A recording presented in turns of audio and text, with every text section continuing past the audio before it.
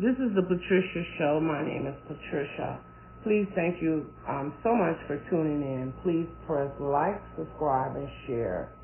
Share this video with someone who you think needs it. So now this is part 3 of the power of the subconscious mind. So when I first started this on part 1, I explained to you that the subconscious was the one that was 95%. The beliefs and feelings that you have in there is really what's leading your life to manifest what's going on in your life today. So I wanted to explain that part. So if you had the belief, let's say you have the belief of money don't grow on trees. Yeah, money does not grow on trees. So now that's a belief that's in your subconscious mind. You know, your mother used to say, girl, money don't grow on trees. You know, you've heard that saying. So now consciously, let's say, for example, consciously, you begin to believe, yeah, money do grow on trees. I've seen $1 on trees. Let's just say that, for example. So which belief is going to manifest in your life? Is it going to be the subconscious belief that money doesn't grow on trees, or the belief that, yes, money does grow on trees? It's going to be the subconscious belief. Because this is a belief that you've had since you were a young girl. You hear your mother say, I don't have enough money for that. Money doesn't grow on trees. You know, you've heard that. The belief that money grows on trees is a new belief, and you're just beginning to believe that. So the domineering belief always takes precedent. And that's why I said the subconscious mind does control your life based upon its beliefs and feelings, at least a good 95%. And I think that's what Freud also has said. I think Freud might have said 98% it does. So you really have to go back and think about the beliefs that you had about a particular situation, and that's why your life is going the way it's going, because you had a certain belief about it. You see what I mean? Maybe when you were younger, maybe 15 years ago, maybe 12, 20 years ago, but that belief is still resonating all through you, and you still believe it to be true, and that's why it's manifesting in your life, okay? So it's very important that we pay attention to what we believe and also what new beliefs we take on. The subconscious mind is a powerful tool, and it's not a separate mind, because I've heard people say, well, wait a minute, do we have more than one mind? No, it's a part of that all great mind. It's just let me see, I think Freud had explained this as that it's just a deeper part of your mind. Another deeper part of your mind is your unconscious mind. Now, your unconscious mind does control some of your life as well. Your unconscious mind, we don't even know, like you don't even know what's in it. You just have like this belief. I'm just going to say invisible belief of something. But the belief is so strong that it's still affecting your world. And we call it unconscious because you don't know what the belief is. But if you sit down and go analyze and go through your life, you can always figure it out. But I just want to say that I'm not going to go into the unconscious mind right now, but I just want to explain, just mention it because there's 3 levels of our mind, or actually maybe 4, because it's your subconscious mind, your unconscious mind, your conscious mind, and then your superconscious mind. And what Freud calls the superconscious mind is your God self. Because God is within you.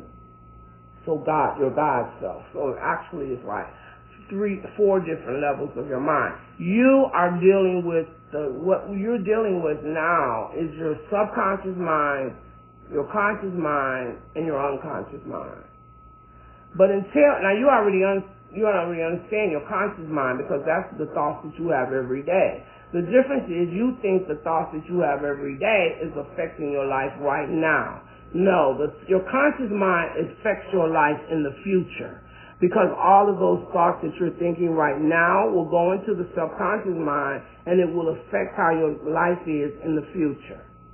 What's happening right now to you is a result of the subconscious mind, and it's a result of past beliefs and feelings that you had then.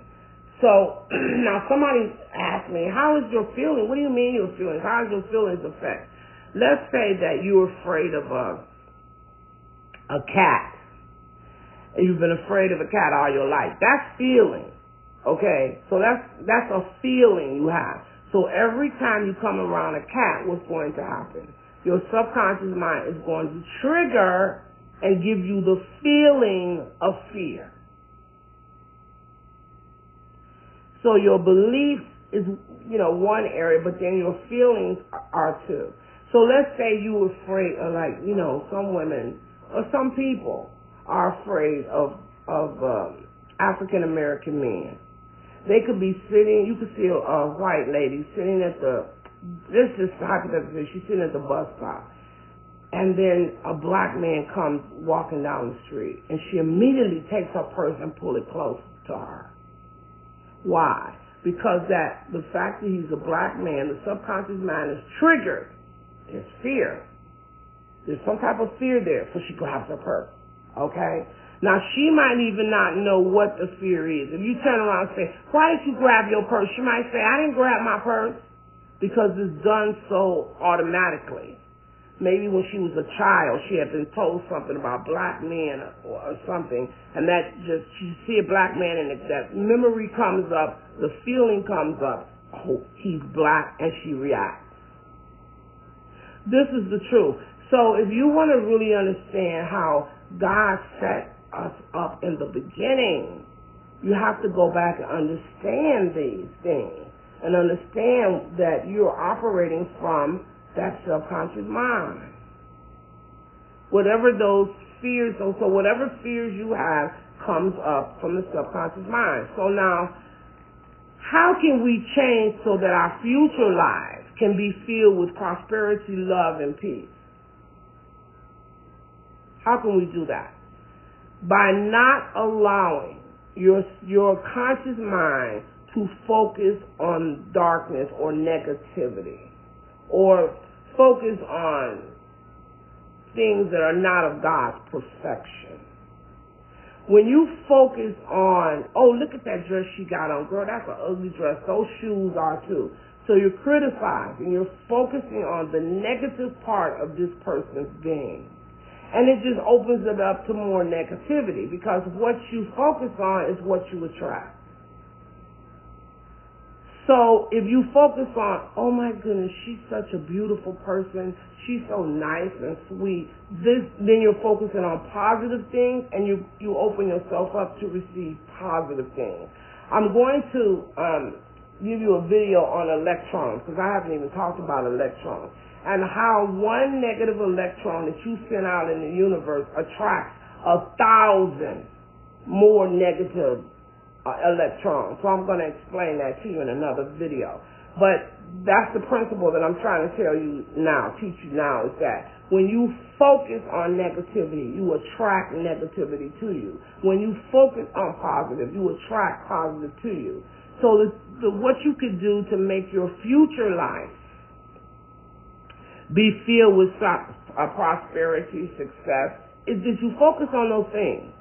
When you focus on, I'm going to be successful no matter what I do, I'm going to succeed. You have a friend, she's going into business. You say, girl, don't worry about it. You're going to be successful. Whatever you do is successful. Just everything you speak like that of successful. And what are we really doing here? We're choosing to live our life by the light. Because the light is God, and the light is positivity. When you choose to focus on, those shoes she got on, those are negative, those are ugly shoes she got on. You are choosing to focus on negative. And what is going to happen? More negativity comes into your life. When you focus on positive, more positive. You focus on negative, negative come into your life. Do you understand what I'm saying? I'm repeating it. And I'm actually repeating the same thing and just saying it a little differently, because so you can really get it. Because this is the part of our life. This is what happens in our life. We don't even understand how God set us up in the first place. So then we just think that, oh, all rich people get richer and poor people don't have a chance, and just all of these thoughts, crazy thoughts, when you don't realize is that it's because you're thinking them. It's your belief. You're drawing them into your life. Why is it that you can have two people who live in like the projects in an old rundown black area full of crime, but one person can get out and become successful and a millionaire and all this, and the other one can't? Why is that? You think somebody's picking on you? You think God is sitting up on a chair picking, I'm going to make Barbara not successful? No, it's you. Barbara is making Barbara unsuccessful. You're doing it to yourself because of these beliefs that you have that's affecting your life. And if you understood how God created you, then you wouldn't have these negative beliefs. Or you know what I mean? Because there's only light and darkness. That's it. You are choosing the darkness. I can tell you that right now. You're choosing the darkness. Because if you were choosing the light, you would need to be listening to me, honey, because your life would be filled with so much prosperity and love. But it's not, because you're choosing the light.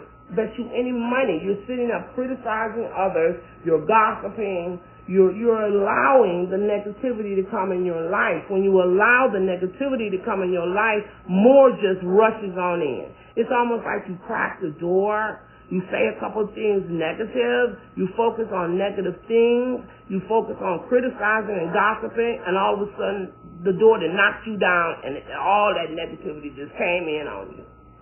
And you'll be like, what the hell happened? My life is filled with so much negativity because you cracked the door and it just came tumbling in. Now, the same thing will happen if you choose to do the positive. If you choose to focus on positive, not criticize people, uplift people, just focus on the positive. The same thing will happen. The positive will just rush in and knock you on down. Why is that? Because the next two sets of energy cannot live in the same space. They can't. It's impossible to do. If you are thinking godly things and then you start focusing on negative things, eventually the godly things is going to fade out more and the negativity will take more control. And then if you switch it around the other way, then the positive will come back and the negative will lose control. It starts with us and it ends with us. What I mean by that is that who changed it from the positive to the negative? You did. Who changed it from the negative to the positive? You did. You are in control at all times. And this is what took me. It took me a while to really get that. Everything that is happening to me is because of me. I am the one that is in control here.